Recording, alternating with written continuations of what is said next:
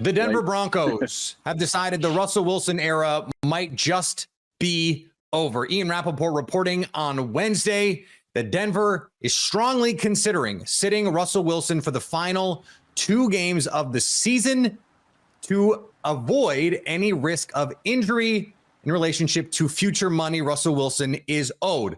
The details of it, superfluous to the main point. Russell Wilson might be done in Denver.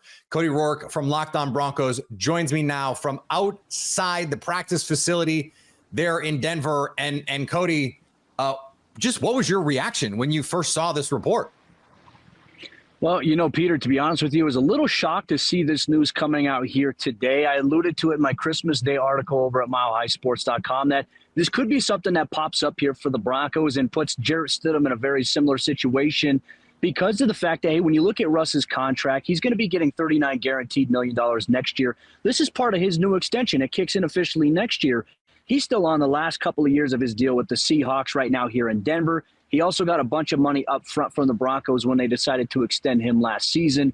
A little surprising here, considering the fact that, hey, he hasn't really been the reason they've lost games this season. They've had some offensive struggles, some consistency issues, though, Peter, consistently throughout the last couple of weeks. They've turned the ball over a little bit more. And it hasn't really been Russell Wilson outside of, obviously, a fumble that he had a couple of weeks ago against the Lions. So a little surprising here. But at the same time, Denver has to be smart because, Peter, if he were to get injured in any of these 2 remaining games, it would automatically accelerate his $37 million guarantee that would kick in on the 5th day of the new league year. So for Denver, this was a business decision. And, Sean Payton said it as well. Some of the reports have come out that this is looking to be for a little bit of an offensive spark because Denver's offense has struggled. Yeah, it doubles as a stealth tank move, right? Like you get to say, hey, we've made a business decision. We're going to save this money. But the Denver Broncos, if they win their last 2 games, they're still, by some of the models, about a 20% chance to make the playoffs. Who knows what happens, right? The NFL, we've seen strange things happen. But at the same time, the Broncos have had a dearth of draft capital precisely because they went and got Russell Wilson. So now you've got a new coach who seems to be in charge. He's flexing his muscles and basically seems to be saying, look, we're done this year. We're pushing towards next season.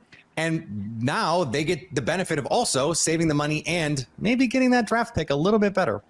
Yeah, I mean, they still have their 1st-round pick. They don't have a 2nd-round pick in this year's draft, but with Sean Payton and where they're at, one of the things I think they could be looking at doing here is also looking at something else. Like, for example, I think another thing we have to talk about here is this could also be a leverage standpoint between both sides. The Broncos, for example, could be looking at a situation where they ask Russell Wilson to potentially restructure his deal. That's certainly a possibility here for Denver. But, I mean, There is a real legitimate chance here that they move on. And this was the risk, I think, that was associated here for Denver, signing him to an extension before he played a single down with the Broncos. And that was something that was pushed by the ownership group, not necessarily general manager George Payton. But this doesn't mean that Russell Wilson's time in Denver is officially over, though it could be leaning that way. There could be a little bit of leverage game here for both sides. And I think that is something, maybe an underrated dynamic of this whole entire situation that we have to talk about. Yeah, and we haven't heard from Russell Wilson yet as we sit here today.